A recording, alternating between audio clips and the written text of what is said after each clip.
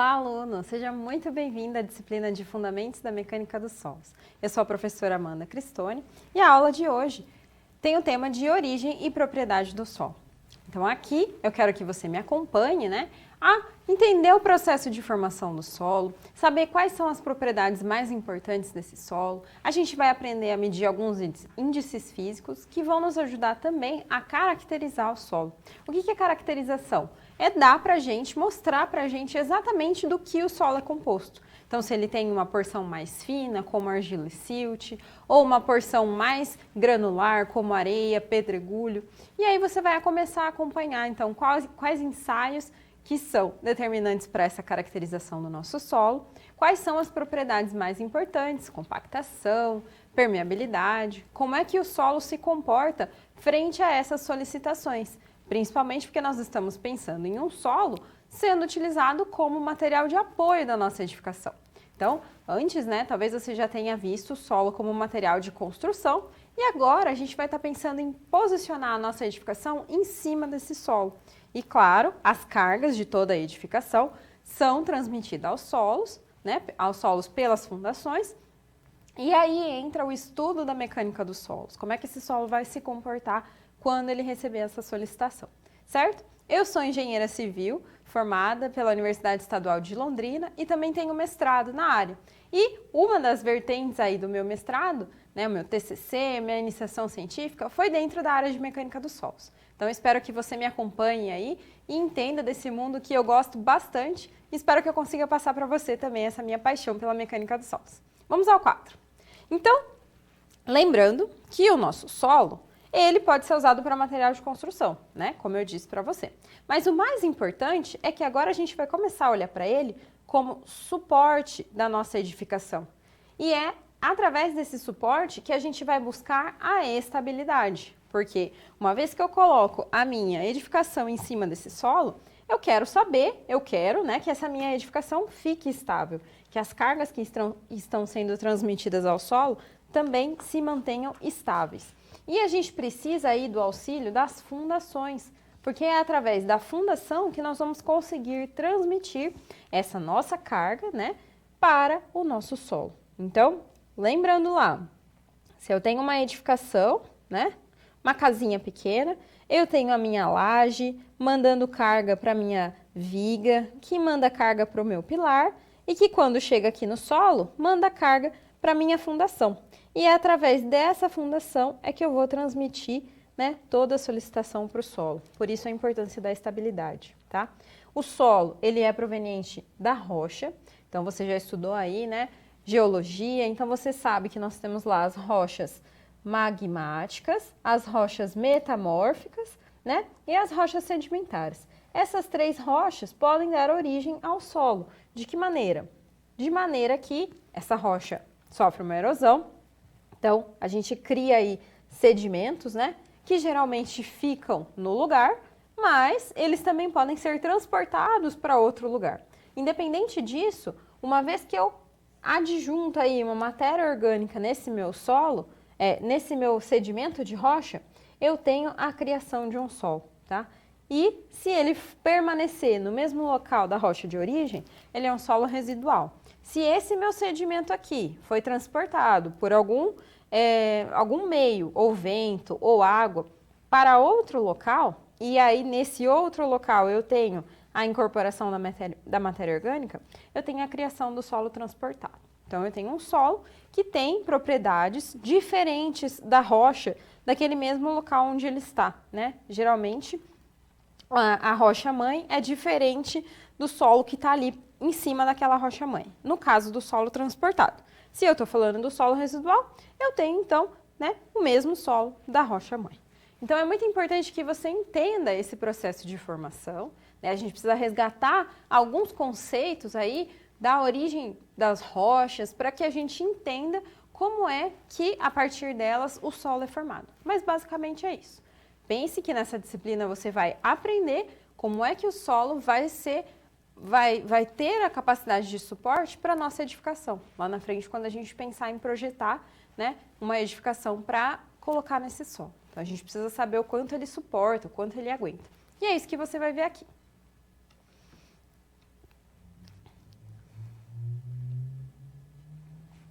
Antes de mais nada, é muito importante que você entenda o processo de formação do solo, né? Lembrando lá da origem do nosso solo, proveniente de uma rocha, essa transformação vai nos dar perfis de solos ou muito extensos ou muito curtos, dependendo de atividades externas como o intemperismo. Então, o processo de formação é muito importante para a gente entender a resistência do nosso solo, né? Está intimamente ligado aí com todas as propriedades. Vamos ao quadro. Então, o solo pode ser interpretado como o último estágio de transformação da rocha. Sempre que você pensar em solo, lembre que a origem está ligada com a rocha, tá? Pode ser originado a partir das rochas magmáticas, sedimentares ou metamórficas. Essas 3 rochas podem originar os nossos solos, desde que nós tenhamos lá um processo de erosão que libera, né, quebra aí os sedimentos, e esses sedimentos são decompostos aí e acrescidos de matéria orgânica para que a gente tenha a formação do solo, tá? Além disso, né, eu posso ter a decomposição de fragmentos de rochas transportados para transformar aí o nosso solo em solo transportado.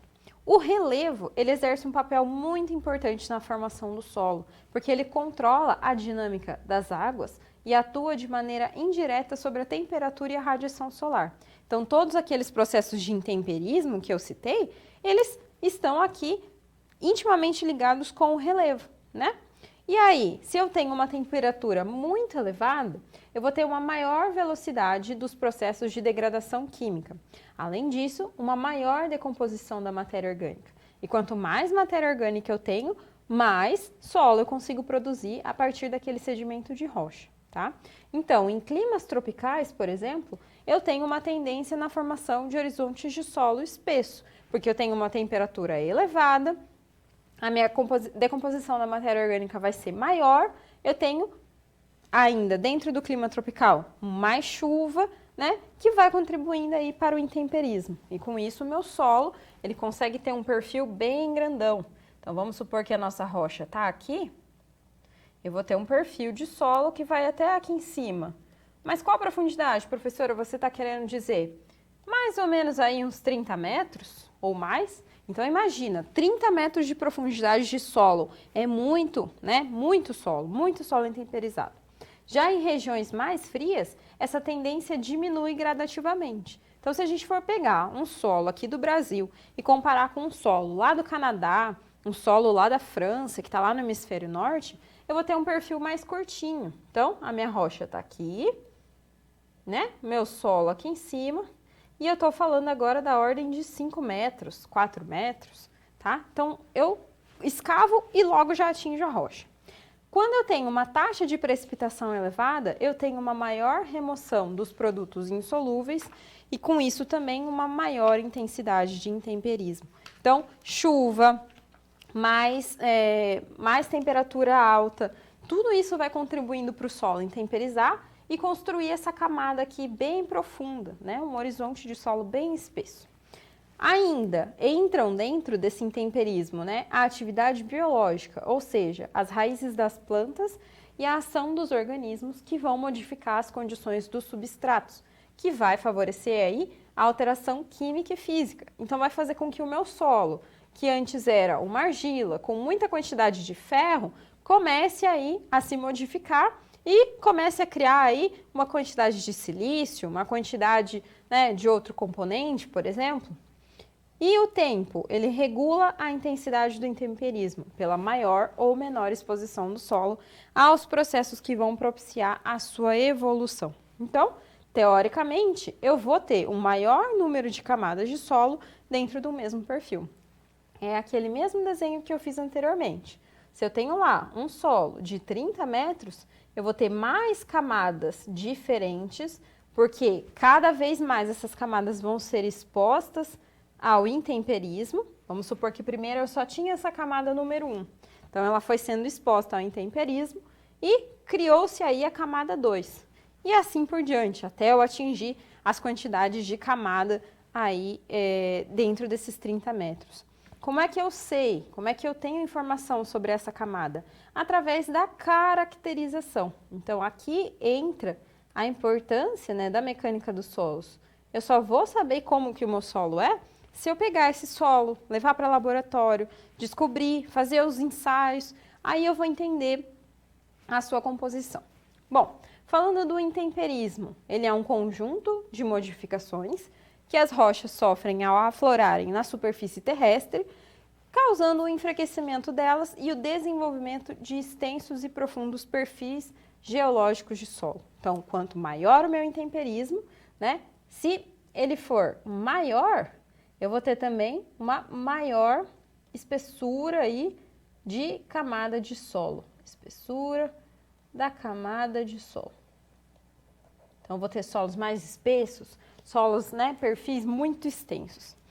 O intemperismo ainda pode ser dividido em físico e químico, ou seja, o físico são os processos que causam a separação dos minerais, transformando a rocha em um material friável, que nada mais é do que um material enfraquecido. E o que pode comandar aí o intemperismo físico? Uma variação diária e sazonal de temperatura, ou um alívio de pressão, ou até mesmo a penetração das raízes no solo, aí vai quebrando a estrutura, vai modificando a nossa estrutura de solo, né? E o intemperismo químico é uma série de reações químicas que os minerais sofrem devido à percolação de água. E aqui entra hidratação, dissolução e hidrólise. Então tá ligada mesmo com a modificação química dentre os componentes do nosso solo, tá? E a ação do intemperismo permite a divisão do perfil em horizontes. Geralmente, nós dividimos em 3. O horizonte A é a camada superficial orgânica. Então, dentro do nosso desenho, a nossa camada A está aqui, perto das raízes das plantas. Eu tenho bastante matéria orgânica e eu tenho um solo já muito diferente da rocha da qual ele foi criado, tá? Pensando num solo residual. No horizonte B, nós temos uma camada de solo residual. Então, tá aqui o meu horizonte B, né?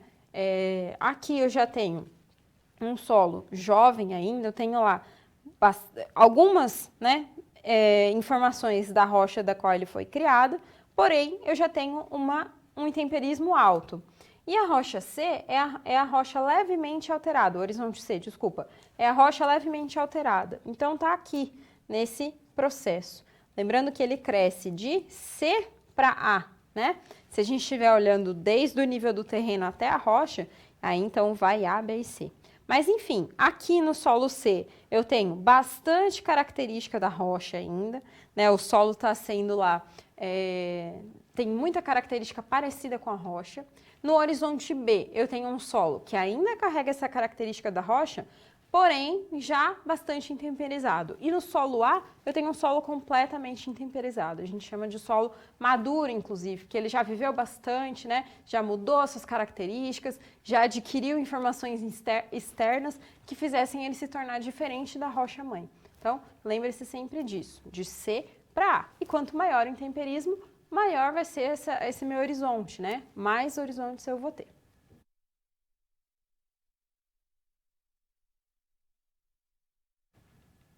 Vamos agora entender um pouquinho sobre os tipos de solos que nós temos, né? Você já viu aí que se eu tiver um solo da qual ele se foi formado próximo à rocha-mãe, eu tenho um solo residual. Se eu tenho um solo que foi transportado, né, o sedimento foi transportado e ele foi formado em outro lugar, eu tenho um solo transportado. Então vamos agora ao quadro acompanhar um pouquinho mais.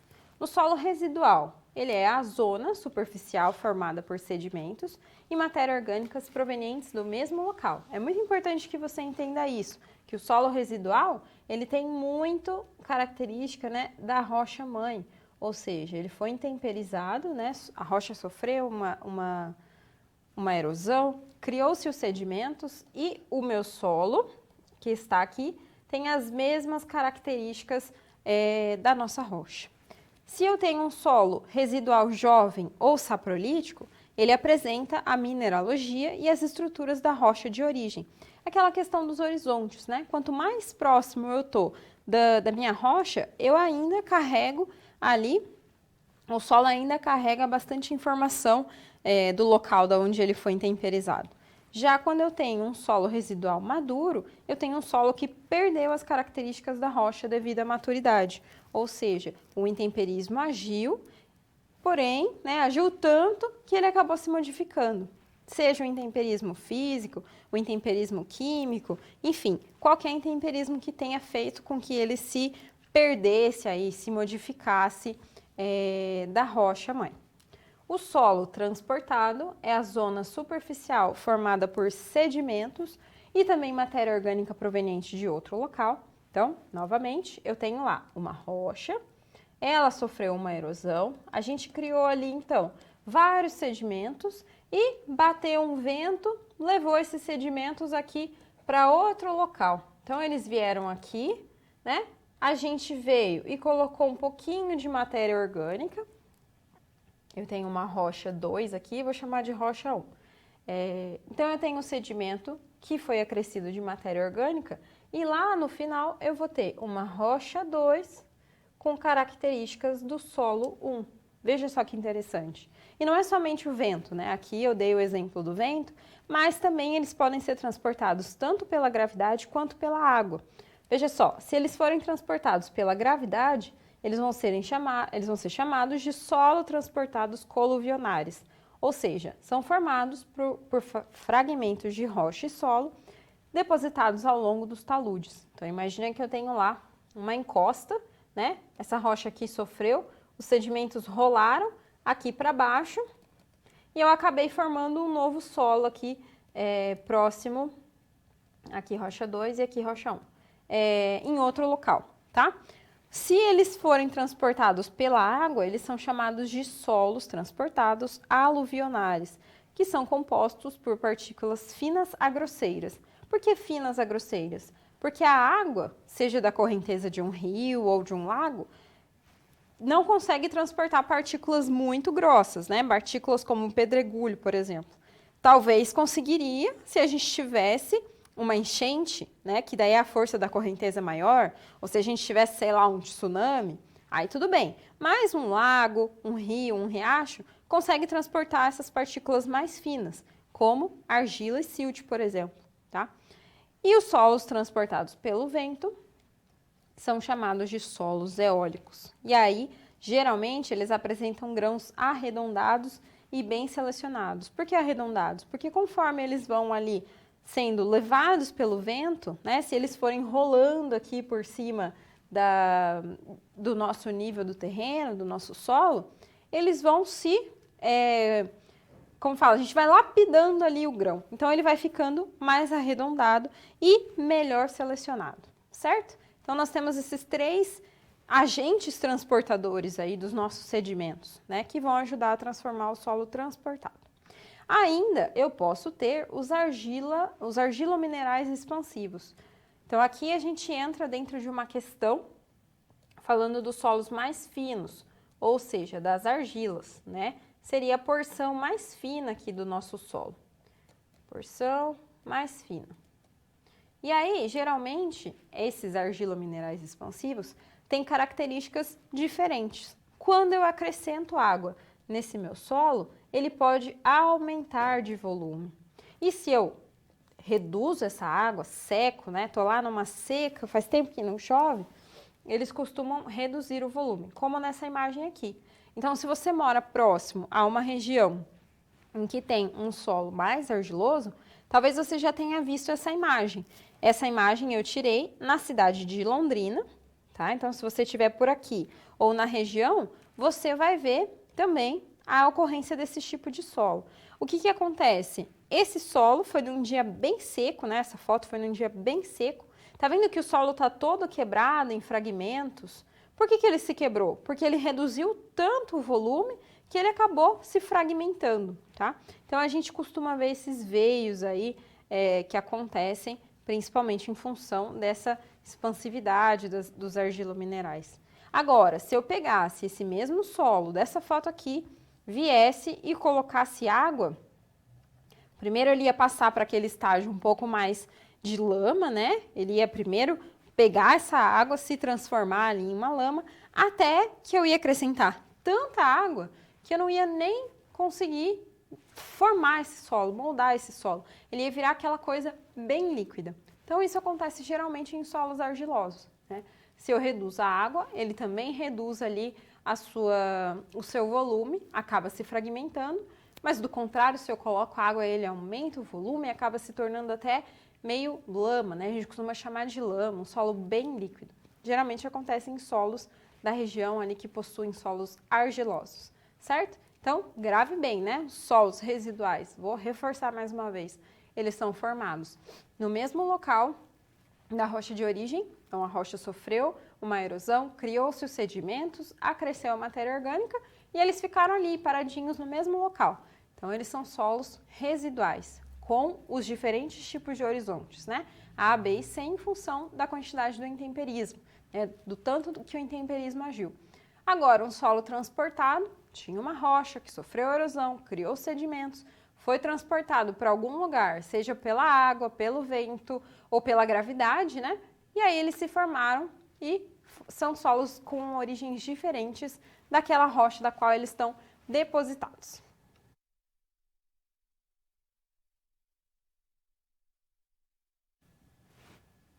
Agora você já sabe o tipo de solo, como ele pode ser formado, e é hora da gente começar a entrar mais, aprofundar um pouco mais para que você entenda a estrutura em si. E essa estrutura vai levar a gente a entender os índices físicos, a entender como é que esse solo se comporta lá nas solicitações, né? Uma resistência mecânica, uma resistência hidráulica, seja lá do item de permeabilidade. Então vamos ao quadro. Bom, a estrutura é composta por três fases: sólida, líquida e gasosa. Bem simples, né? A sólida são responsáveis pelos grãos do solo, né? A parcela ali dos grãos do solo. A parcela líquida são as águas presentes no vazio e a gasosa são o ar que está presente no vazio. Então, imagina que isso aqui é um grão de solo, né? Uma porçãozinha de solo. E se eu colocar ele no microscópio, eu vou conseguir ver as partículas, os grãos bem separados. E nesses espaços vazios, eles estão completos com ar e com água, tá? Então, grave bem essas três fases aí do nosso solo. Aí nós temos algumas propriedades que são índice, como, por exemplo, a forma do grão de solo, o tamanho do nosso grão de solo e também a distribuição granulométrica. Então, imagina que eu tenho uma escala onde eu consigo selecionar os meus solos das frações mais finas e elas variam até as frações mais grossas. As mais finas começam lá em argila. Então, a minha parcela mais pequenininha, né, menorzinha de solo, é uma argila. Essa parcela um pouquinho maior é um silt, mais um pouco maior ainda é a areia e maior zona é o pedregulho. Já já nós vamos ver a escala mesmo com o tamanho, né, o diâmetro dessas partículas. A gente consegue classificar elas em pedregulho, areia, silt e argila em função do diâmetro, tá? E esse diâmetro é medido em milímetro, né? Porque a gente está falando de uma porçãozinha pequena de solo, uma partícula pequena. Então, argila e silt fazem parte da fração fina e areia e pedregulho fazem parte da fração grossa. Além disso, a minha fração fina, ou seja, a minha argila e silt, eles possuem plasticidade, que é a capacidade de um determinado solo ser moldado sem alteração de volume, né? Sem alteração do seu volume. E ele está ligado com um outro índice muito importante, um índice físico. Então, aqui já entra o nosso primeiro índice físico, que é o teor de umidade, tá? Através desse teor de umidade é que eu vou conseguir mudar o estado do meu solo, a consistência do meu solo, para que ele seja moldado ali sem alteração do volume. E essa variação da umidade indica parâmetros que representam a mudança entre os estados do solo. Então, eu passo de uma partícula sólida, né, uma porção de solo mais sólido, para uma porção de solo líquido. E o que me ajuda a transformar esse processo? Água. Então, vou colocar o símbolo aqui do H2O, tá? Então, imagina que eu tenho uma argila, provavelmente você já brincou com uma argila quando era criança, já fez algum experimento na escola, por exemplo, pegou um pouquinho de argila, acrescentou água e ficou mexendo, ficou moldando, até que você conseguiu formar, sei lá, um castelinho, formou um carrinho de brinquedo, enfim. Que propriedade é essa que faz com que a gente consiga mexer num negócio que é sólido, né, que é uma partícula ali, um grão de solo, e eu consigo moldar, fazer aí a escultura que eu quiser? É a plasticidade, né? E eu só atinjo essa plasticidade com a água, com a presença de água. Então, diferentemente dos argilominerais expansivos, em que eu coloco a água e ele aumenta o volume, né? Eu tenho agora um solo que eu posso colocar a água e moldar sem alteração de volume. Não confunda, tá? Então, com isso, eu consigo atingir outras consistências. Então, eu tinha lá um solo, uma partícula mais sólida, né? Eu tinha um solo seco, coloquei água e consegui transformar numa lama, consegui transformar numa massinha. Então, essa é a propriedade. A gente vai entender também quais são os limites de consistência do solo, tendo em consideração aí os diferentes teores de umidade, tá? Então, já grava aí um outro índice físico, os limites de consistência do nosso solo.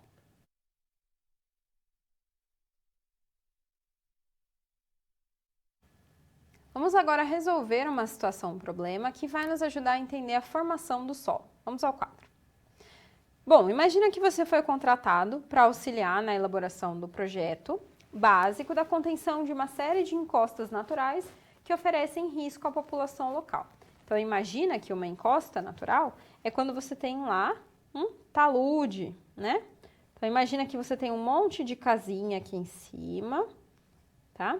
E essa parcela de solo que está inclinado é uma encosta natural, é como se fosse uma montanha de solo. Bom, será necessária a identificação dos horizontes que compõem o solo e os ensaios de caracterização para a definição de propriedades básicas, bem como a interpretação desses resultados também.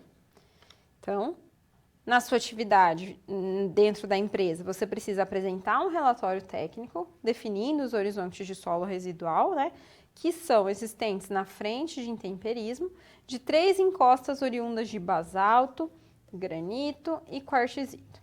Definir e distinguir quais são essas características e como são originados e quais processos atuam no desenvolvimento desses solos.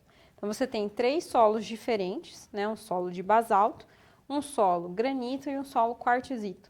E aí você precisa explicar qual é o horizonte que está agindo aí nesse solo e o intemperismo também. Bom, primeiro, a gente pode identificar os 3 principais horizontes, né? Vou fazer um desenho aqui para te auxiliar. Então, aqui embaixo nós temos a rocha. Aqui em cima nós temos o solo C, B e A. Lembrando que o intemperismo, ele age, né, de baixo para cima, ou seja, a minha rocha vai me fornecendo uma porção de solo C, que foi intemperizada até criar a porção de solo B, que foi mais intemperizada ainda até criar a porção de solo A, certo? Bom, o nosso horizonte A é o solo residual maduro, cuja formação já está completa, e o perfil é diferenciado em horizontes definidos pelo grau de intemperismo e pelos processos pedogenéticos, né? Essa pedogenética indica, então, as origens do nosso solo, comparado com as propriedades da nossa rocha. O horizonte B já é um solo residual mais jovem, inicia-se a diferenciação entre os horizontes, ou seja, eu começo a criar uma diferença entre o meu horizonte C, que é praticamente igual à minha rocha, né, com algumas diferenças, eu começo a criar a diferença com o horizonte A, que é um solo completamente intemperizado. E o C é a porção de solo pouco desenvolvida, com partes de rocha alterada principalmente. Bom, vamos lá. Aqui no meu horizonte C, eu tenho basicamente um solo BB, né, um solo que tem ali pouco desenvolvimento, então ele tem muita característica da rocha ainda. Já o meu solo B, eu tenho um solo jovem, a gente costuma chamar assim mesmo, de solo jovem, e o A de solo maduro. Então, se um dia você se confundir, né, não está lembrando a ordem dos horizontes ou o porquê desses horizontes, lembra lá que o solo maduro é aquele solo que já sofreu muito intemperismo. Eu costumo brincar, né, que aquele solo que já sofreu bastante, já criou bastante informação externa, como o intemperismo, e já foi ali ficando maduro, né, um solo mais velhinho. Já o solo B é um solo jovem ainda, que tem bastante porção de rocha, mas também tem o intemperismo. E o C é o horizonte de solo novinho, né, com bastante característica de rocha ainda. Definindo as características do basalto, então, pegando aí como exemplo, né, a gente tinha 3 solos para diferenciar, nós temos o basalto, nós temos o quartzito e os granitos. Então, pegando um solo basalto, que é um solo residual, ou seja, um solo que foi formado e tem ali as suas características iguais à da rocha mãe, a da rocha da qual ele está depositado. O interior da sua rocha, ele é menos alterado e é envolto por uma camada de rocha mais alterada.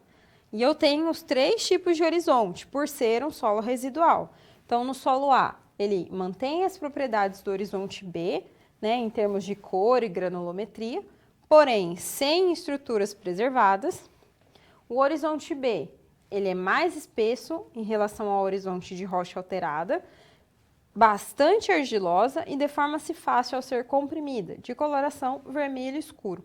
E você vai ver que essa coloração aqui é muito influenciada pelos componentes, pelos elementos químicos que fazem parte desse solo. No solo argiloso do basalto, nós temos bastante ferro, né? E quando o ferro começa a se oxidar, ele vai ficando amarelado, escuro, aquele laranja de cor de corrosão que a gente conhece. E isso é que dá a coloração do nosso solo. E, além disso, nós temos o horizonte C, né? Que é a porção de rocha alterada. E o solo residual é predominantemente siltoso. Então, a sua granulometria começa lá de argila e vai passando para silt. Na verdade, ela começa em silt, né? O contrário aqui. Ela começa em silt e vai sendo intemperizada até atingir as argilas. Com base na maior ou menor suscetibilidade ao intemperismo, como fator decisivo na definição da solução de contenção, se eu fizer uma encosta em solo residual de quartzito, vai ser uma encosta menos problemática, digamos assim, porque os solos são mais resistentes aos agentes intempéricos, tá? E a formação dos horizontes de solo é dependente do tipo de rocha-mãe e dos fatores provenientes do intemperismo. Claro, né, se eu estou tratando de um solo residual, que é aquele solo que foi formado ali com características da rocha, da qual ele está depositado em cima, e aí essa ação do intemperismo vai ser mais pronunciada.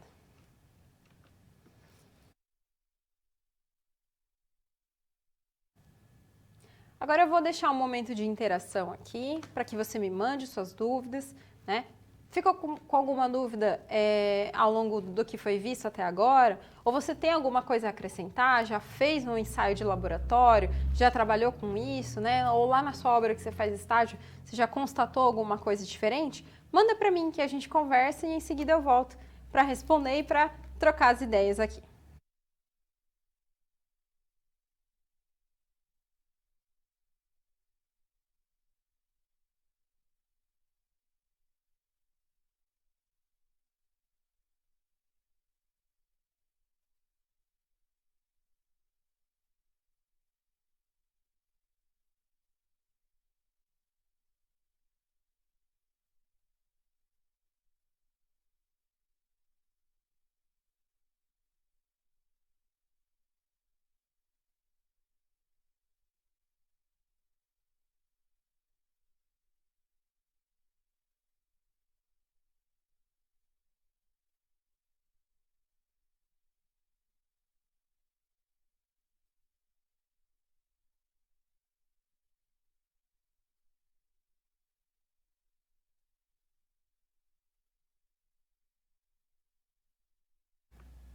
Pessoal, nós não tivemos dúvidas, mas se você tiver ao longo da aula, manda aí para o seu tutor para que ele mande e a gente possa conversar lá no final. Vai ter mais um momento de interação, certo?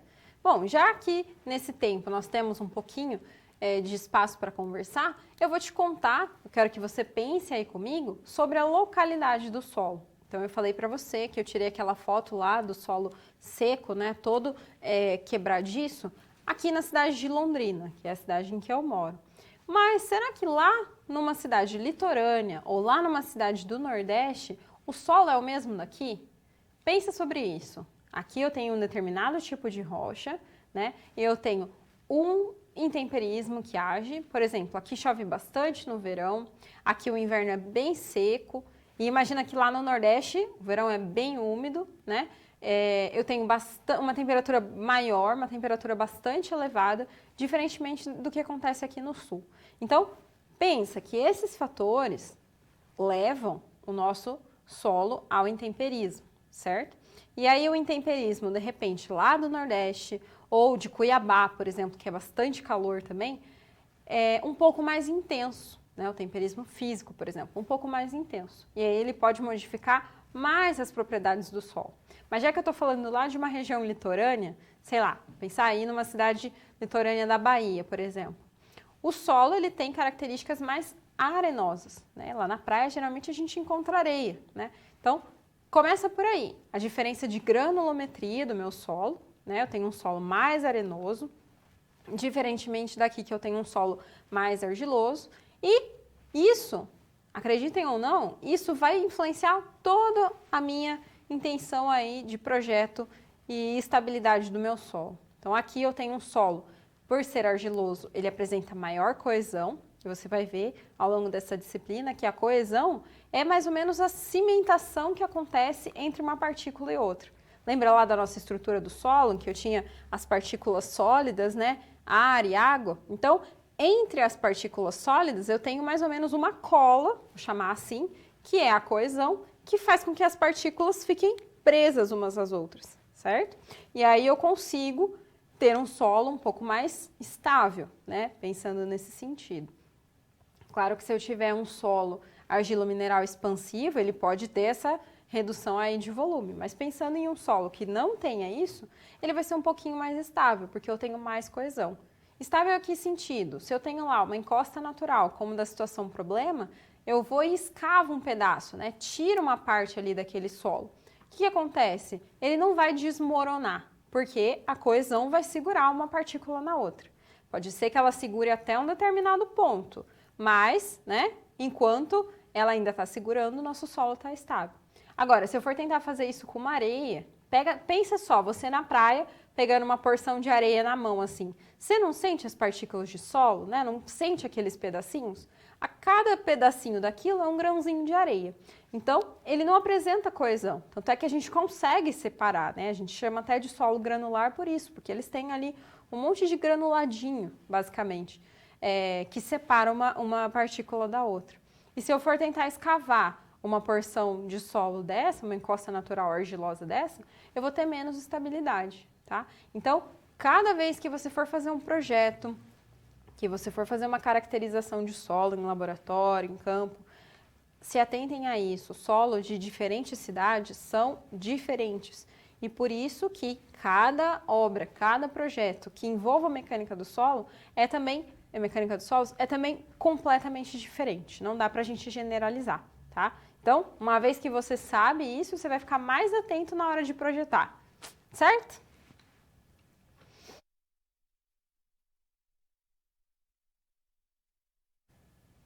Vamos falar sobre os limites de consistência do nosso solo e a faixa granulométrica, que é aquela faixa que vai delimitar agora quais parcelas de solo, né, argila, silt, areia, fazem parte ali dentro da nossa escala em diâmetro, que eu comentei com vocês. Vamos ao quadro. Bom, começando aqui por essa faixa granulométrica, lembrando que a minha fração mais fina começa lá em argila e silt, e ele vai aumentando o seu diâmetro em função aqui do aumento o diâmetro vai aumentando, né, em função aqui da minha faixa granulométrica. Então, eu passo de argila para silt e vou em areia fina, média, grossa, até eu atingir o pedregulho. Então, dentro da nossa escala, que foi formulada por norma, a gente tem que até 0,002 milímetros eu tenho a parcela de argila. De 0,002 a 0,06, eu tenho uma porção de silt. De 0,06 a 0,2, eu tenho uma areia fina. Então, é uma areia com uma partícula um pouquinho menorzinha. Variando de 0,20 a 0,60, uma areia mais média. De 0,60 a 2 milímetros, uma areia grossa. E dali em diante, pedregulho, tá? Então, na hora da gente fazer a caracterização desse solo, fazer um ensaio de laboratório, né, um ensaio de granulometria, eu vou basicamente ler quais são os diâmetros das minhas partículas de solo, para que eu consiga classificar em argila, em areia, e geralmente eu faço essa leitura passando o solo pelas peneiras.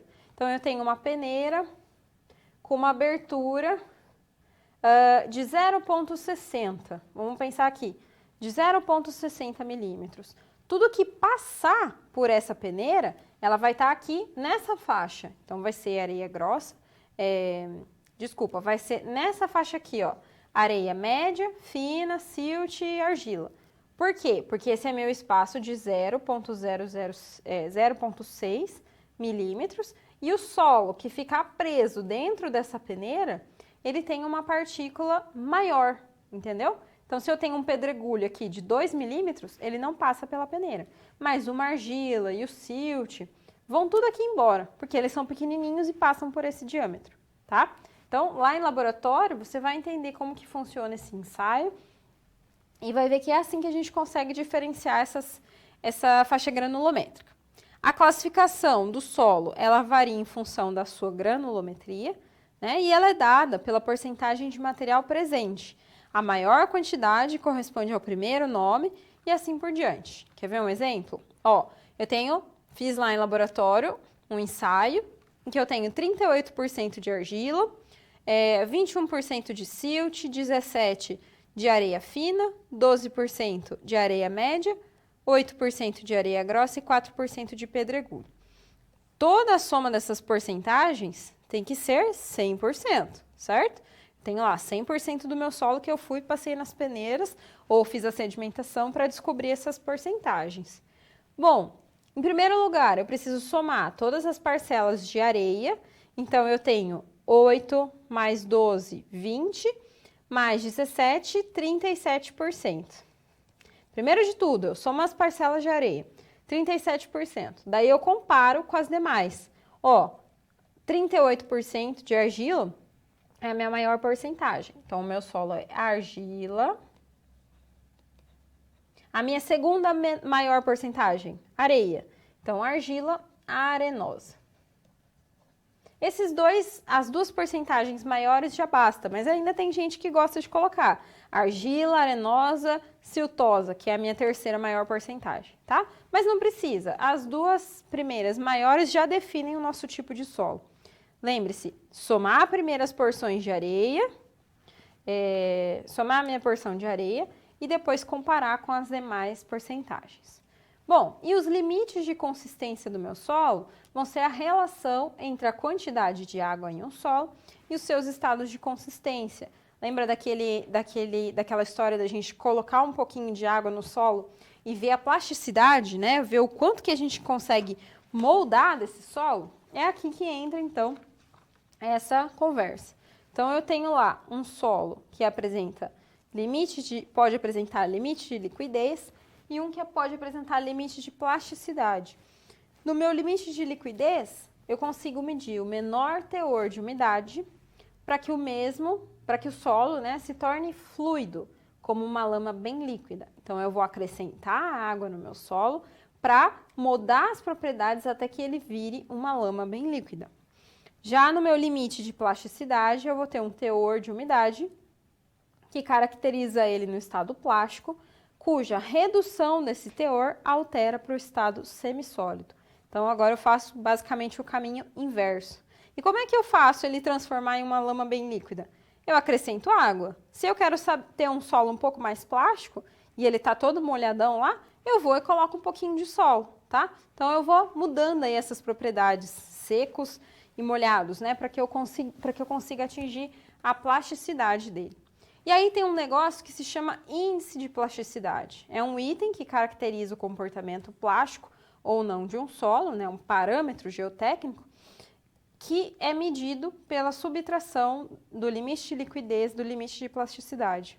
E aí eu tenho uma escala. Se ele for 0, ele é plástico. Se ele for entre 20 e 40, ele tem uma plasticidade alta. E isso eu consigo obtendo os dois valores e subtraindo, né, para achar o meu índice de plasticidade. Aí eu posso ainda classificar o meu solo em função da carta de plasticidade de Casagrande, que é essa carta aqui, esse gráfico. E ela caracteriza os solos finos a partir do índice de plasticidade, que está no eixo Y, e o limite de liquidez, que está no eixo X, tá? Então, eu venho aqui com o meu valor de limite de liquidez, meço com o meu valor de índice de plasticidade, e eu tenho um solo aqui, MH, por exemplo, que pode ser uma argila orgânica ou um silt orgânico, tá? CH e CL são argilas inorgânicas mais plásticas, ML, OL, MH, OH, argila orgânica e silt. Bom, se eu tenho um limite de liquidez maior que 50%, quer dizer que o meu solo é muito compressível. Se eu tenho ele menor que 40%, ele apresenta uma baixa plasticidade e menor do que 20%, nenhuma compressibilidade, tá? Aí eu ainda posso medir o índice de atividade da minha argila, que ela fornece uma indicação importante sobre a mineralogia da fração argila. E é a primeira estimativa quando o local de interesse apresenta capacidade de expansão ou contração pela variação da umidade. Aquele negócio lá de argila minerais expansivos, tá? Então, eu venho com o meu índice de plasticidade e divido pela minha porção de argila, minha fração de argila. Aquela lá que eu medi em ensaio granulométrico, por exemplo, 35% de argila, tá? E aí, eu sei se ela tem uma atividade baixa, média, alta, e com isso eu consigo medir se esse meu solo vai se expandir ou vai reduzir quando eu colocar ele em contato com a água, né? Ou quando eu retirar o meu solo, retirar a água do meu solo também.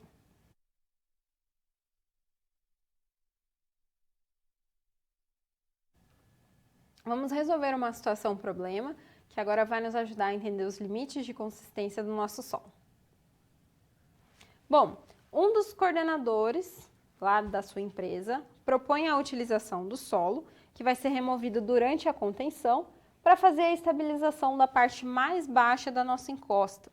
Inclusive, né, utilização como jazida às obras de terraplanagem. O que quer dizer jazida, né? Aquela nossa porção de solo que vai servir ali como empréstimo para a nossa obra de terraplanagem, né? Pode ser tanto empréstimo para fazer o aterro ou empréstimo mesmo lá do nosso Botafora. Bom, aí eu tenho uma porção de solo residual em que 29% representa a fração fina, 9% representa, desses 29, né, 9% é argila. Eu tenho um limite de liquidez de 20% e um limite de plasticidade de 10%. Então, aqui eu já consigo medir o nosso IP, lembra? Que ele é o limite de liquidez menos o limite de plasticidade. Bom, se eu pegar o meu limite de liquidez de 20% mais o meu IP, eu vou fazer a subtração aqui para vocês, de 10%, e jogar esses dois valores lá na minha carta de plasticidade, eu vou ver que o meu solo, né, apresenta uma resistência quando seco, porque ele está situado acima da linha A. E ele aumenta para quando eu tenho um limite de liquidez menor do que 30%. Depois vocês peguem a carta de plasticidade de Casagrande, que está lá no livro didático, e dá uma olhadinha. Coloca o valor do IP, que vai estar no eixo Y, então o meu IP está aqui, e o meu LL está aqui. E a gente tem uma linha, né? Essa linha A, que vai diferenciar aí os nossos solos. Bom, se essa linha, que representa um determinado horizonte de solo, está situada muito abaixo dessa linha A resistência do solo seco com limite de liquidez menor que 50% vai ser muito baixa. E aí a resistência seca dos solos inorgânicos e de mesmo limite de liquidez aumenta de forma geral com o índice de plasticidade, tá? Então, basicamente, aqui eu pego esses valores dos limites, LL, LP, coloco na minha carta de plasticidade, que é ela que vai me ajudar a entender o meu solo. Bom, aí eu ainda tenho uma informação de que 9% do meu solo é argila, né? Lembrando que eu tinha lá 29% de fração fina. Dentro dessa fração fina eu tinha 9% de argila. E aí eu preciso saber qual que vai ser a atividade dessa minha argila, se ela contém o meu argila mineral expansivo ou não, tá? Então, é isso que vai representar essa minha atividade. Então, é para ver os argilominerais expansivos. Muito bem, aí basta com que eu encontre o meu valor do índice de plasticidade e coloque ele aqui nessa minha expressão de IP dividido pela minha porcentagem de argila. Então, o meu IP é de 10, né? Ele é adimensional, estou dividindo dois números, sem unidade de medida, então ele é adimensional também. E aí, eu tenho IP dividido pela porcentagem de fração de argila, eu vou ter 1,1. Dentro da nossa escala de índice de atividade de argila, eu tenho uma argila de média plasticidade. Se eu tivesse maior do que 1,5, aí eu ia ter uma atividade alta, ou seja, essa minha argila é perigosa e pode ser que ela se expanda ou que ela reduza o seu volume de acordo com a quantidade de água. Então, por ela ter média plasticidade, não apresentará expansões acentuadas, e aí eu posso indicar esse solo para jazida, as obras de terraplanagem. Então, imagina que jazida é aquele lugar onde eu vou ter uma grande porção de solo em que eu posso pegar e usar dentro da minha obra. Vou estar utilizando aí como terraplanagem, né, aterro ou corte, enfim, para fazer a sustentação da minha edificação. No caso aqui, a gente está trabalhando com uma encosta natural.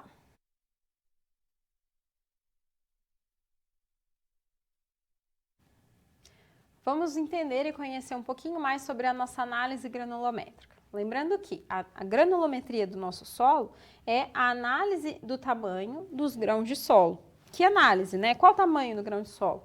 Então, lembra da nossa flecha, que vai nos ajudar a interpretar os diâmetros do nosso solo, que vão estar em milímetros, e ele varia de argila a silt, aí areia fina, areia média, areia grossa e pedregulho, tá? Então, é essa a minha variação. Ele vai aumentando o diâmetro desde argila até pedregulho. E a análise granulométrica vai fazer justamente isso. Eu vou pegar uma porção de solo, vou fazer o peneiramento e o que vai passar ali nesse peneiramento vão ser as frações mais grossas, ou seja, as areias e os pedregulhos. E uma outra porção de solo, eu vou fazer a sedimentação para verificar as frações mais finas. Então, eu vou pegar uma porção de solo, colocar na água com defloculante, porque o defloculante vai me ajudar a quebrar a ligação entre as partículas de solo argiloso e siltoso, tá?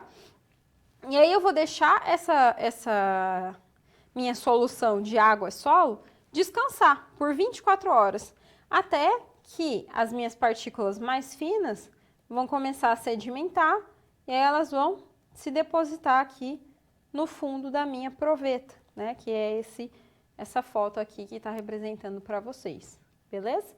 Essa é a parcela da sedimentação. A parcela do peneiramento é a gente pegar um conjunto de peneiras, colocar no agitador e simplesmente fazer o peneiramento mesmo. Ver qual parcela de solo que passa ou fica retido nas peneiras de acordo com os diâmetros que a gente quer escolher, tá? Esse ensaio, ele é normalizado pela NBR 7181, de 1984, e o resultado que eu estou buscando é uma curva granulométrica, mais ou menos desse jeito aqui, que vai me dar tanto a porcentagem retida, quanto o diâmetro dos meus grãos. Então, aqui no meu eixo X, eu vou analisar o diâmetro, né? Tá vendo que ele varia aqui de 0,001 até 100?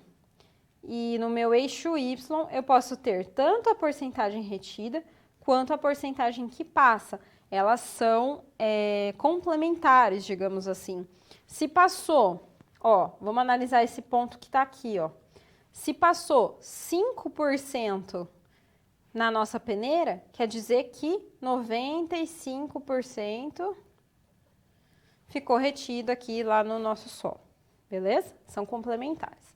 Bom, no meu eixo das abscissas eu vou ter o diâmetro, que vai funcionar em escala logarítmica, tá? Essa minha escala logarítmica vai me ajudar a interpretar melhor os resultados. Se eu tivesse em escala normal, eu não ia ter uma curva como essa aqui do desenho. Eu ia acabar tendo uma reta.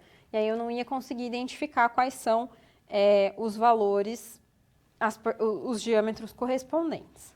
E aí, nós temos também as ordenadas, que são, lá no eixo Y, as porcentagens das partículas menores do que os diâmetros considerados em escala aritmética, tá? E eu tenho uma distribuição granulométrica que vai me ajudar a entender o comportamento do solo. Então, imagina que eu tenho uma figura como essa aqui, né? Bem delineada, a minha curva granulométrica é essa aqui em vermelho. Vou tentar desenhar por cima para você entender, para ficar mais visível, né? Tenho essa aqui. Então, ela começa numa porção mais baixa, ela sobe até atingir uma porção lá em cima. Isso quer dizer que eu tenho um solo bem graduado, ou seja, ele tem todos os tamanhos de partícula, desde argila até pedregulho. Ele vai variando ali dentro de uma escala que seja, como que eu posso dizer, uma escala que seja ali crescente, normal, tá? Por exemplo, percebam a diferença entre um solo muito uniforme. Todas as minhas partículas são do mesmo tamanho. Então, eu não tenho essa diferenciação do que acontece no meu solo. Ou eu só tenho argila, ou eu só tenho areia, enfim, porque todas as partículas são do mesmo tamanho. E aí eu tenho uma variação brusca na minha curva, né? Começa aqui embaixo, daí sobe bem bruscamente e para lá em cima. E quando eu tenho um solo desuniforme, quer dizer que eu tenho pequenas frações de solo, frações mais finas, falta um pedaço aqui, né, para completar a minha escala, e aí eu tenho solos maioresão, né, solos com partículas maiores. Qual que é a minha diferença de curva? Ela sobe bonitinha até a parcela aqui, daí, tá vendo que tem esse degrau? Ou seja, tá faltando aquela porção de solo daquele diâmetro. E depois ela continua. Isso vai me ajudar a entender se o solo é bem graduado, se ele é desuniforme ou se ele é muito uniforme, tá? E ainda, dentro da minha curva granulométrica, eu consigo pegar alguns parâmetros, como, por exemplo, D10, 30 e D60, que significa 10% em peso de todos os grãos do solo menor que ele, e o 30 e 60 um peso total dos grãos menores que 30 e 60%. E ainda eu consigo, através desses três parâmetros, determinar o coeficiente de curvatura, né? E aí isso me indica se o solo é bem graduado, uniforme ou desuniforme. E aí, claro, o grau de uniformidade. Quanto menor a uniformidade do meu solo, maior vai ser a inclinação da curva e o solo vai ser considerado mais bem graduado. Então, quando você fizer aula prática ou você pegar alguns solos de laboratório, né, para fazer o ensaio, perceba como se comporta a curva. Perceba, né, os degraus e como é que ela está representada. Que isso vai te ajudar a entender a granulometria e saber se o solo tem desde as parcelas pequenininhas até as parcelas maiores ou somente solos de uma porção só, né, ou só fino ou só grosso, ou ainda desuniforme. Isso é bem legal, bem interessante para a gente entender e nos auxiliar também no comportamento do solo.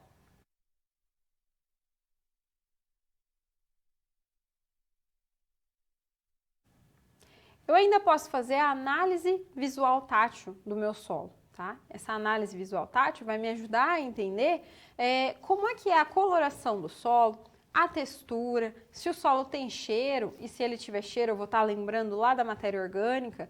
Enfim, esses componentes, essas propriedades, né, que a gente chama de índice físico, vão nos auxiliar a entender o comportamento do solo, sem que eu precise pegar o solo, levar para o laboratório e fazer uma análise granulométrica, por exemplo.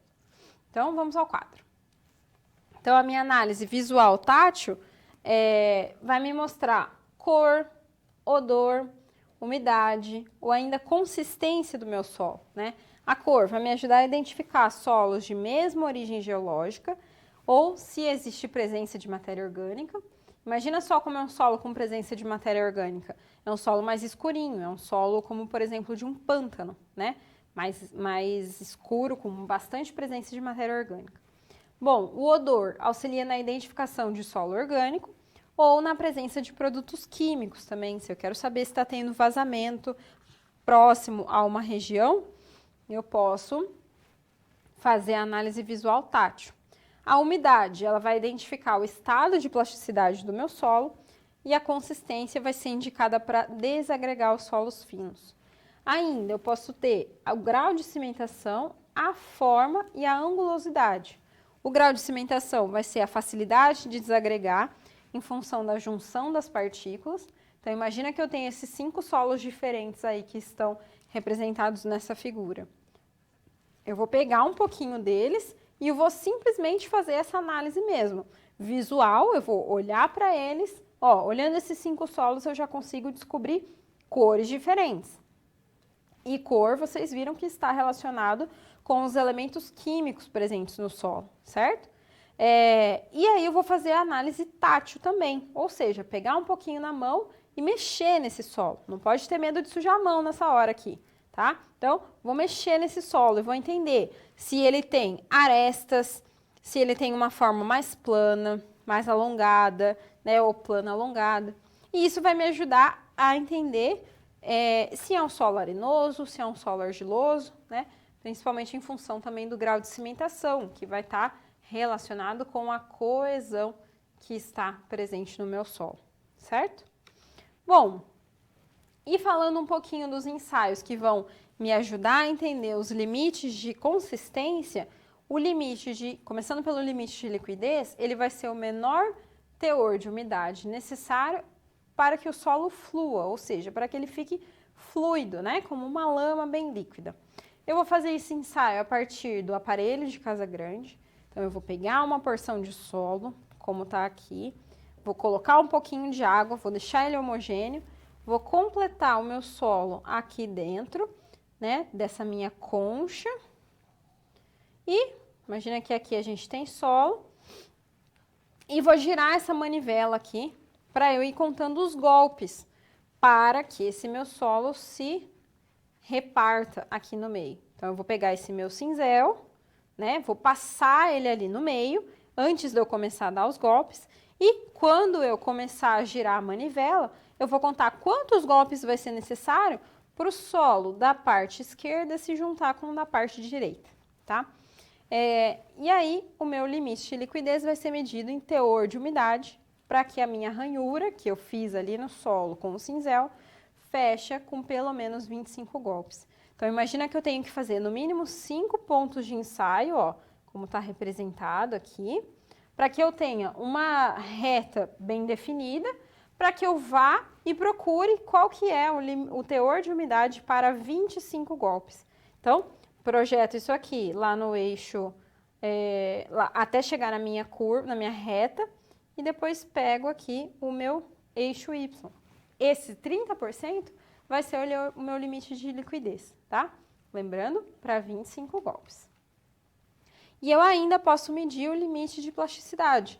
Ele vai representar o teor de umidade que um solo apresenta quando fissura no processo de moldagem de um cilindro de 10 centímetros de comprimento por 3 milímetros de diâmetro, ao ser rolado sobre uma placa de vidro. Então, imagina que eu tenho que fazer pelo menos 5 ou 6 cilindros para que 3 satisfaçam a condição aí esperada. Então, esse ensaio é bem simples, é isso aí mesmo que você está pensando. Você vai pegar uma porção de solo, né, colocar um pouco de água ali, até que ele fique um pouco mais homogêneo, e você vai começar a moldar um cilindro, só que em cima de uma placa de vidro, né? Você vai começar a moldar ele assim, até que esse cilindro atinja 10 centímetros de comprimento por 3 milímetros de espessura, sem fissurar. Então, parece fácil, mas é bem difícil. E aí você precisa de pelo menos 3 cilindros para conseguir ter um valor de teor de umidade que seja representativo. E esse teor de umidade vai ser referente ao nosso limite de plasticidade.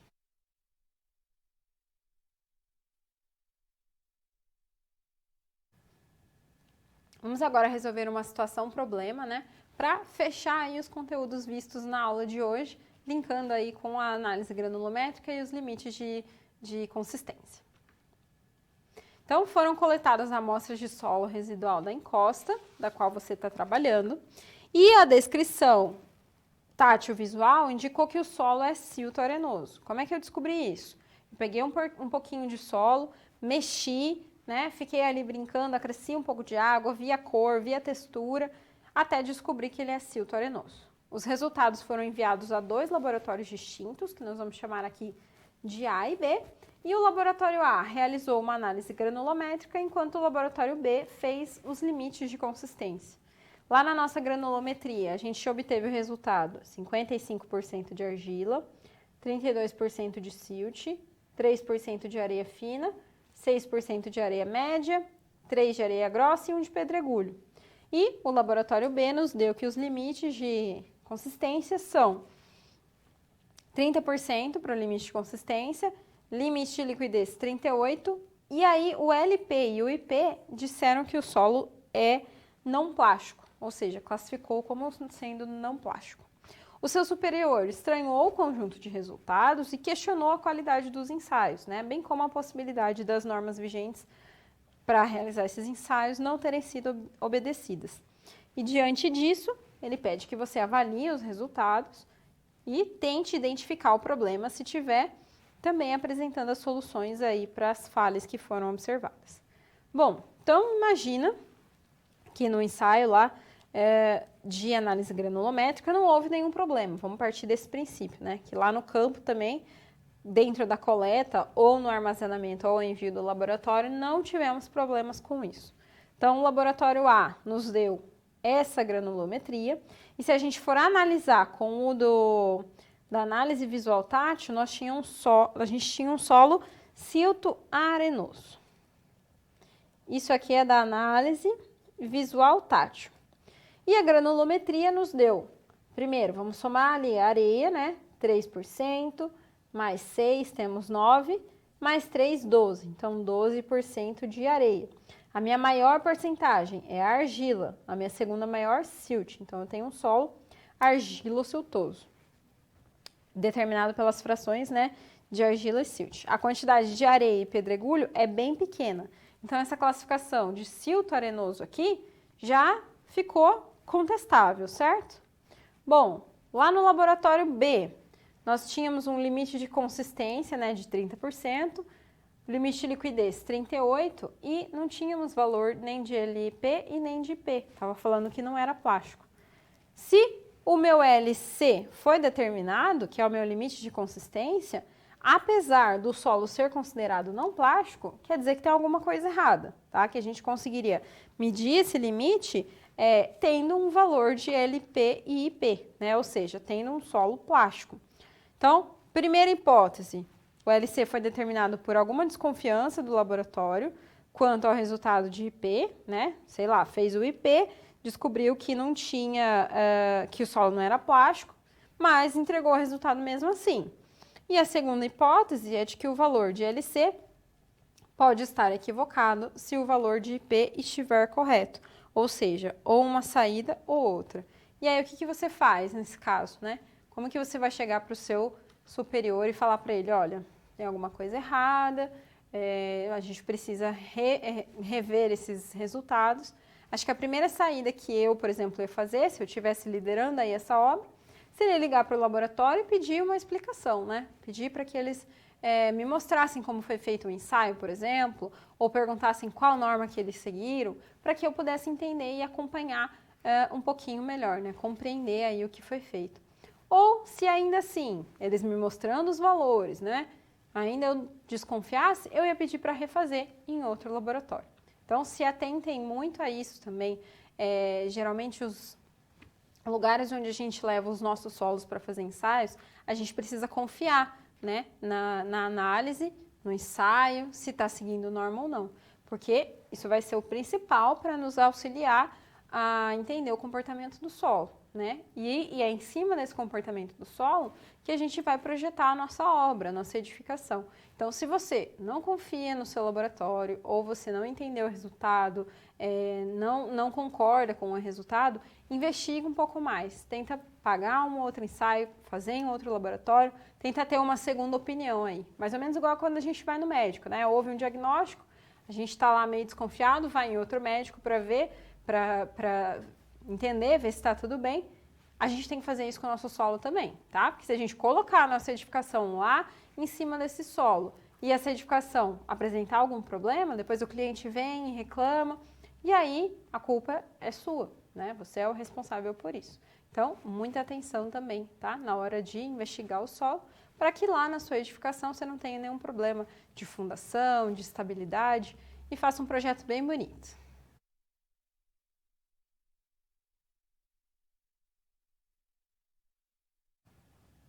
Agora eu queria conversar com você um pouquinho sobre os deslizamentos de terra. Então, na nossa situação problema, a gente conversou, né, sobre encostas naturais e geralmente a gente observa muito esses aspectos de encostas naturais quando chove bastante e aí dá algum problema, ou desmorona a terra, ou alguma casinha cai, e aí a gente tem bastante erro, bastante problema, né, para resolver lá na frente. Então, a gente vai entender um pouquinho melhor como que isso funciona. Mas, lembrando que ainda nesse momento é o nosso momento de interação. Então, se você tiver dúvida, pode ainda mandar para o seu tutor, que lá no finalzinho da aula respondo, sem problemas, tá? Então, vamos lá. O deslizamento de terra, primeiramente, ele é um fenômeno natural. Então, por mais que a gente se apavore, né, e vê que isso é um problema grave, que está dando prejuízo, ele é um fenômeno natural e a gente não pode lutar contra. A gente tem que tentar projetar as nossas edificações para fugir desses problemas. Bom, eles podem ocorrer até quando a vegetação da área está intacta, ou seja, não necessariamente quando você colocou, fez lá, retirou o solo para fazer retirou o solo para construir sua casa. Então, não necessariamente nesse momento. Pode ser que a encosta ainda está lá intacta e deslize terra do mesmo jeito. Talvez você já tenha visto aí, próximo às rodovias e tudo mais, aquele talude que a gente não tá lá intacto, às vezes deslizou, certo? Bom, as ocupações irregulares que acontecem nessas encostas, elas facilitam a ocorrência e, claro, aumentam o estrago. Porque se eu tenho uma casinha lá em cima, né? Tem uma casinha aqui em cima e começou a desmoronar, então eu vou acarretando, levando para baixo tudo que eu tenho ali. E eles causam sobrecarga, né? Que acarreta no deslizamento, essas casinhas principalmente. Mas, se eu tenho uma encosta natural, vamos pensar que ela está ali natural, com a vegetação intacta, e aí começou a chover, tá? Então, essas flechinhas azuis aqui são a chuva caindo aqui nessa nossa encosta. E essa minha porção de solo começou a saturar, tá vendo? Vou tentar apagar um pouco aqui do meu desenho, para que fique, para que você entenda melhor. Então, ela começou a saturar. Eu tinha um solo que estava estável, né, dentro das suas proporções ali, e aí começou a chover, esse solo começou a ser modificado, a ser saturado. Imagina que eu tenho um argilo-mineral expansivo, né, que pode aumentar o seu volume com o aumento de água, e aí esse solo começou a ser modificado. Então, ele criou uma sobrecarga extra que não estava prevista, que faz com que a encosta não suporte também aquele peso extra que foi adicionado. E aí começa, né, dentro dessa faixa aqui que está desenhada, começa o deslizamento. Isso é bem comum, tá? Então, nós temos uma norma, que é a NBR 11682, que é a de estabilização de encostas, que nos auxilia a projetar, nos auxilia a entender esse fenômeno, né? E fugir desse fenômeno. Mas saiba que ele pode acontecer de forma natural, mesmo quando a vegetação está intacta, mesmo quando você não mexeu ali.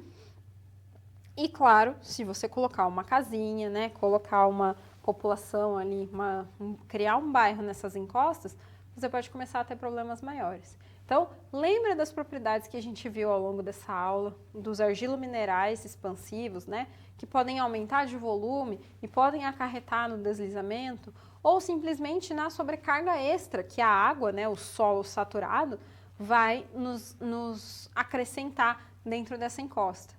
E é assim que desmorona, infelizmente, né? É uma coisa que a gente tenta fugir. Até o projeto da situação problema era como lidar com essas encostas naturais. Podem acontecer, mas o ideal é que a gente fuja disso, né? E você, como engenheiro civil, que está aí quase se preparando para fazer projetos de geotecnia, né? Ou seja, projetos de mecânica dos solos, tem que estar muito atento a isso, ficar bastante ligado que pode acontecer, mas que você não quer que aconteça, né? Sua vida profissional aí, você não quer que tenha erros, certo?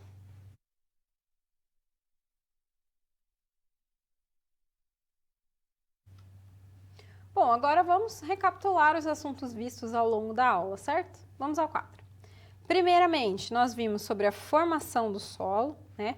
A gente lembrou lá que o solo vem da rocha, né? O primeiro ponto aí, o primeiro ingrediente para a gente ter o nosso solo é a rocha. O segundo é ter o intemperismo, né? Porque, sei lá, tive uma erosão, criei um sedimento, né? E aí, esse sedimento foi acrescido de matéria orgânica e depois foi intemperizado até criar o nosso solo. Então, os nossos ingredientes são rocha, erosão e intemperismo, tá? Não se esqueçam disso. E aí a gente pode criar tanto solo residual quanto solo transportado. O residual é o que foi formado no mesmo lugar da rocha e o transportado é aquele que foi levado para outro lugar, certo? Bom, a estrutura do solo, ela tem 3 fases, sólida, líquida e gasosa, né? Então, nós temos lá partículas de solo e nesses espaços vazios a gente pode ter água, como pode ter ar. Então, ar, água e o próprio solo. Essas são as nossas 3 fases ali, sólida, líquida e gasosa, certo? Nós vimos a granulometria, que define o tamanho dos grãos. Então, esse grão pode ter desde porções mais finas até porções mais grossas, né? Variando aí de argila, depois silt, areia e pedregulho, certo? Essas são as nossas frações de solo, a nossa faixa granulométrica, que vai aumentando ali o milímetro, né, o diâmetro, que está dado em milímetro, das nossas partículas. Aquela faixa granulométrica que eu mostrei para vocês é a faixa estabelecida pela ABNT, tá? Então, é tudo certinho, normatizado, e aí basta que o nosso ensaio de análise granulométrica, que a gente faça a curva granulométrica para que a gente consiga definir aí esses diâmetros. E também nós vimos, por fim, os limites de consistência. Eles estão relacionados à fração fina do solo, ou seja, argila e silt. Dificilmente a nossa areia, uma areia pura, vai apresentar um limite de liquidez e um limite de plasticidade, tá, pessoal? Então, geralmente a gente faz o ensaio na fração mais fina mesmo do solo. E aí a gente consegue definir tanto limite de liquidez quanto limite de plasticidade e a subtração entre eles nos dá o índice de plasticidade. Com isso a gente consegue definir o comportamento do nosso solo e também a consistência, né? Se ele vai ser, se eu acrescentar mais água, qual que é o meu limite de teor de umidade para que esse solo mude de consistência, que ele passe de um solo mais sólido, mais sequinho, para uma lâmina mais fluida, ou o contrário, né? Que daí seria o item lá do limite de plasticidade, certo? Bom, então esses foram os conteúdos que a gente viu na aula de hoje. Eu agradeço a sua participação, eu espero que você estude bastante para que a gente possa conversar na aula seguinte, eu espero suas dúvidas, tá? Então, vá estudando, comece a interagir dentro desse mundo da mecânica dos solos, que é bem interessante. E sem essa base, sem que a gente entenda como é que o nosso solo se comporta, a gente não consegue fazer uma boa obra geotécnica. tá? Seja uma obra de barragem, seja uma obra de fundação, uma obra de contenção, a gente não consegue se a gente não entender o comportamento do solo. Então, depois assista às aulas práticas também, para que você entenda o funcionamento desse solo e, se tiver dúvidas, a gente conversa na próxima aula, certo? Então, até lá, bons estudos!